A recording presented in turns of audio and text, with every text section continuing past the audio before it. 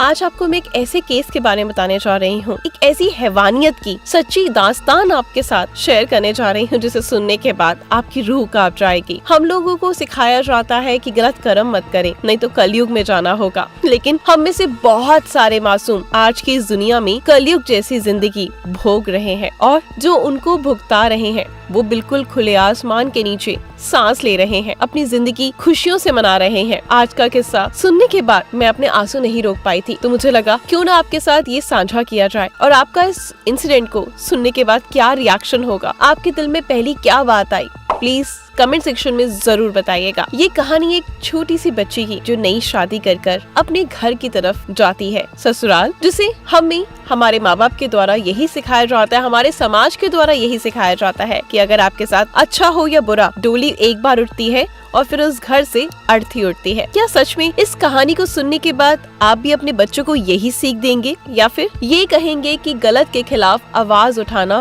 बेहद जरूरी है, नहीं तो उसको भी भगवान माफ नहीं करता? मुझे कमेंट सेक्शन में जरूर बताइएगा। इस छोटी सी बच्ची का जो नई नवेली दुल्हन बनी थी कहती है कि मैं पूरा दिन काम करती थी, लेकिन उसके बावजूद मुझे खाना नहीं मिलता था। हम सब कुछ बासी खाने के लिए तैयार रहती थी, लेकिन वो सब भी मुझे नहीं देते थे। हम पानी मांगते थे तो हमें पेशाब पिलाया जाता था, हम रोटी मांगते थे तो हमें अपना मल खिलाया जाता था, हमको उल्टा लटका कर नंगा कर अपनी बहनों से डंडों से पिटवाया जाता था। इस समय जो आप स्क्रीन पर देख रहे हैं ये है अंजू पांडे। यहाँ ये बड़ी ही खूबसूरत लग रही है, आंखों में जवानी की चमक और गालों पे एक अलग सी लाली है। अब जरा दूसरी विजुअल देखिए, लड़की की आंखें धसी हुई है, आंखें इतनी ज्यादा धस चुकी हैं कि काले घेरे पड़ चुके हैं और ढेर सारा दर्द, चेहरा फीका पड़ चुका है।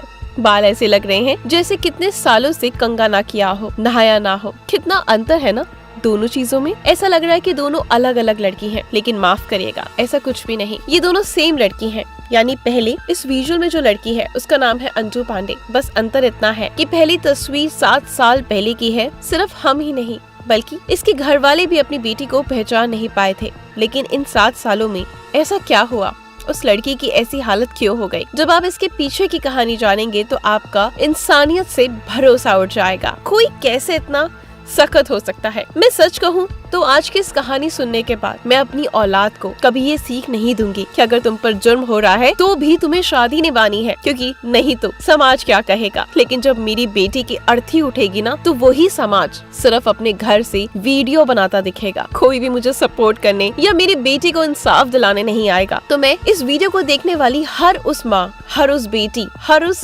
लेडी, हर उस मर्द से ये फरियाद करती हूँ कि अपने बच्चों को इस तरह की सीख देना बंद कर दे, क्योंकि उनको आज से ये सिखाएं कि जो हक बेटी का है वही बेटे का है। अगर आपके घर में बेटा जन्मा है तो उसको ये मत सोचिए कि वो बाहर जाके जो भी करे वो तो बेटा है। उसको संस्कार जरूर दीजिए, उसको समय दीजिए। अपने बेटों को सिखाएं कि किसी के साथ इतना बुरा ना करें कि जब खुद की बारी आए, जब खुद का कर्मा लौट कर आए तो वो सह ना सके। अपने बच्चों को, अपनी बेटियों को सीख दीजिए कि अगर उनके साथ कोई गलत कर रहा है तो उसके खिलाफ आवाज उठाएं, बिना डरे निडर हुए, और हमेशा उनको एक बात जरूर कहें कि तुम्हारी माँ, तुम्हारा बाप हर कदम में, हर फैसले में, हर मुसीबत में तुम्हारे साथ है। तुम बिल्कुल चिंता मत करना, हम हमेशा तुम्हारे साथ खड़े हैं। बस कभी कोई तुम्हारे साथ गलत करे तो आवाज जरूर उठाना। इन 7 सालों में ऐसा क्या हुआ उस लड़की की जो ऐसी हालत हो गई? जब आप इसके पीछे की कहानी जानेंगे तो आपके इंसानियत से भरोसा उठ जाएगा। कोई कैसे इतना बेदर्द हो सकता है जिसने इस लड़की को जिंदा लाश बनाकर छोड़ दिया। यूपी के वाराणसी की रहने वाली अंजू पांडे ने 7 साल पहले वाराणसी के ही रहने वाले संजय पांडे से लव मैरिज की थी। शादी के बाद 6-7 महीने तक सब कुछ अच्छा चला, लेकिन उसके बाद शुरू हुआ ससुराल वालों का तांडव। हैवानियत की चरम सीमा सारी पार कर चुका था। ससुराल वालों ने अंजू को इतना टॉर्चर किया कि आप सुनेंगे तो आपकी रूह कांप जाएगी। लेकिन क्यों ससुराल वालों ने अंजू के साथ ऐसा गंदा और खतरनाक बर्ताव करा? फिर कैसे ससुराल से बचकर आई और साथ ही पुलिस इस केस में क्या एक्शन ले रही है, ये सब कुछ इस वीडियो में आप जानेंगे। लेकिन उससे पहले आप अंजू की आप बीती सुनिए। अंजू बताती है कि हमने अपनी मर्जी से शादी की संजय पांडे के साथ। जब हम गए तो सब कुछ हमें बहुत अच्छे से चल रहा था। 6 महीने बहुत अच्छे से रखा। उसके बाद वो खुद को मारता, फिर मरवाना स्टार्ट कर दिया। अपनी फैमिली से, पूरे परिवार से, अपनी बहन सुंदरी पांडे से, मेरी माँ से, उषा पांडे, प्रियंका से, खुशबू से, सबको बोल दिया। वो सब मुझे मारते थे, पूरा परिवार मुझे मारता था। मैं पूरा काम भी करती थी, खाना भी मांगती थी, लेकिन मैं ये भी कहती थी कि मुझे बासी दे दो, सड़ा हुआ खाना ही दे दो, लेकिन वो सब भी मुझे नहीं दिया जाता था। अब मेरे को सुंदरी पांडे गरम तेल में फेंक देती और उसके बाद अगर मैं पानी मांगती तो अपना पेशाब पिलाती। अपना गुटखा खाने का जो डब्बा रखती थी उसको भी घोल कर पिलाया। उसमें कूड़ा रख देते थे और उसको घोल कर पानी पूरा इस बच्ची को पिलाया जाता था। इसके बाद उसके बाल तक काट दिए गए, गरम तेल रिफाइंड तक उसको पिलाया गया, उसके ऊपर फेंका गया, जगह जगह से उसे जलाया गया, पूरा हाथ सीने के पास, पेट के पास, हर तरह से जलाया गया। बिना कपड़े के उसे रखते और उसके बाद उसको बहुत ज्यादा मारते, दिन भर उससे काम कराते और उसके बाद उसको खाने को कुछ भी नहीं देते। ऐसे में जब इस बच्ची से बर्तन मांजने को कहा जाता तो झूठन जो बचती, भूख के मारे वो वही खाती। चाय पीने तक को नहीं मिलती थी, चाय पत्ती जो बच जाती उसी में थोड़ा सा पानी डालकर उसे घोल बनाकर पी लेती। उसके बाद इन सब से भी उनका पेट नहीं भरता और उसे उल्टा लटका कर नंगा करके अपनी बहनों से उसका पति पिटवाता, डंडा से, हर तरह से, बेल्टों से उसे मारा जाता, उस पर ढेर सारे अत्याचार किए जाते। ये सब कुछ करने के बावजूद भी उनका पेट नहीं भरता तो उसे जलाना शुरू कर देते और इसके बावजूद साथ में ये भी धमकी देते कि अगर तुमने किसी को बताया तो हम तुम्हारे भाई को मरवा देंगे, कटवा देंगे, उठवा देंगे, तुम्हारी बहन को उठवा देंगे, पापा की जान ले लेंगे, ताकि हम उनसे कभी भी बात ना कर पाए, संपर्क ना कर पाए। इसी कारण हम 7 साल तक चुप रहे कि मेरे भाई को कुछ कर ना दे, मेरी बहन को कुछ ना कर दे। अंजू का ये दर्द सब सुनकर शायद आप अंदाजा लगा ही चुके होंगे कि ससुराल वालों ने अंजू को किस हद तक तड़पाया है। अंजू के पति संजय ने अपनी माँ, बहन और पिता के उसके जीवन को बद से बदतर बनाने के लिए कहा। अंजू के 2 बच्चे हैं, लेकिन अंजू की सास बच्चों को उससे मिलने नहीं देती। बच्चों के सामने ही अंजू को मारती थी। एक 5 साल का है और एक 4 साल का बच्चा है। इसके साथ साथ मेरे बच्चों को भी डरा धमका के रखा जाता था। वो भी मेरे पास आने से डरते थे कि कहीं उनको भी ना मार पड़े। पूरा परिवार अंजू को टॉर्चर करता था।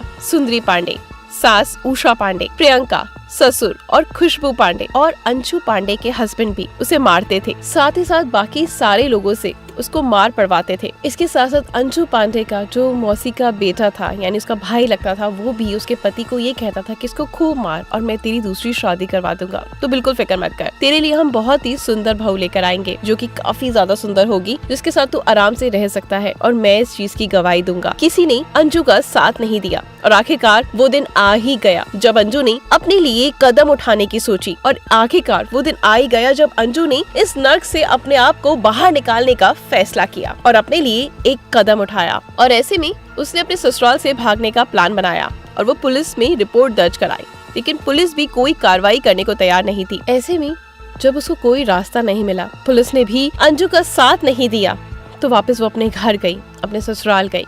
लेकिन जब वहाँ जाकर उसने दोबारा से उनका हालत देखी, जब उन लोगों को पता चला किसने भागने की कोशिश करी है, तो उन्होंने उससे कहा कि हम तेरे मुंह पर तेजाब फेंक देंगे। और इस डर से जब उसने देखा कि तेजाब की शीशी वहाँ रखी है, तो वो बहुत ज्यादा डर गई और उसके बाद उसने वहाँ से भागने का फैसला लिया। भागने के लिए उसका बदन पर एक भी कपड़ा नहीं था, लेकिन फिर वो भागने के समय उसने फटाफट से पेटीकोट और ब्लाउज पहना और ये अपने घर की बालकनी से कूद गई। कूदने के बाद इसने रात के समय ही अपने घर वालों से संपर्क करने की कोशिश करी, अपने मायके जाने की कोशिश करी। इसके बाद जैसे तैसे अंजू अपने घर पहुंच गई और अंजू की माता का भी यही कहना है कि 7 साल बाद जैसे ही उन्होंने अपनी बेटी को देखा, उसका चेहरा देखकर वो पहचान ही नहीं पाए। 7 साल पहले जिसकी शादी उन्होंने करी थी, जितनी सुंदर बच्ची उन्होंने उसके ससुराल में भेजी थी, आज वो सब हुलिया बदल चुका था। ऐसे में जब उसकी माँ ने और उसके भाइयों ने डॉक्टरी जांच करवाई, तो डॉक्टरों ने कहा कि अंजू की हालत बहुत खराब है और ऐसे में उसके दिमाग पर गहरा असर पड़ा है, जो समय के साथ धीरे धीरे ठीक होगा। काफी समय लग जाएगा प्रॉपर ठीक होने में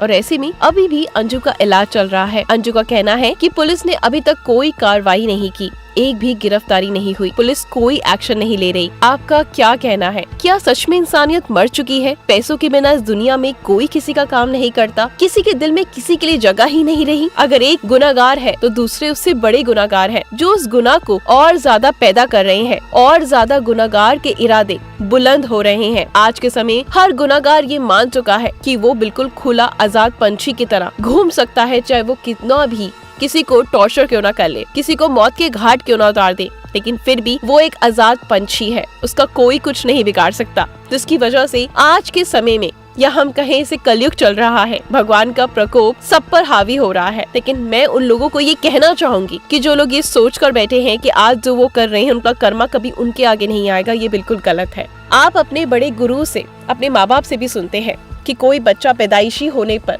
बहुत सारी बीमारियां लेके पैदा होता है। कोई बच्चा जस्ट पैदा होता है और जब तक जीता है तब तक बीमारी में रहता है। वो अपने माँ बाप का पूरा पैसा लेकर जाता है। क्या कभी आपने सोचा है क्यों? क्योंकि जो उसके माँ बाप ने कर्म करे थे वो सारा भुगतान, वो सारी चीजें लेता हुआ जाता है। इस दुनिया में कोई भी रिश्ता ऐसे नहीं बनता। हर किसी का कर्जा होता है या फिर वो अपने ऊपर चढ़ा कर जाता है। जो गलत कर रहे हैं या उन्होंने उसका गलत किया होगा या आगे जाकर उनके साथ ऐसा जरूर होगा। इस बात को ध्यान जरूर रखेगा। भगवान हर चीज का हिसाब लेते हैं, लेकिन लोगों में ना तो भगवान का डर है और ना ही कानून का, जिसकी वजह से आज के समय में इस तरह के केसेस बढ़ते ही जा रहे हैं। आप अपनी राय कमेंट सेक्शन में जरूर बताइएगा। मैं आपके कमेंट का इंतजार करूंगी। मिलते हैं कल नए क्राइम इंसिडेंट्स के साथ।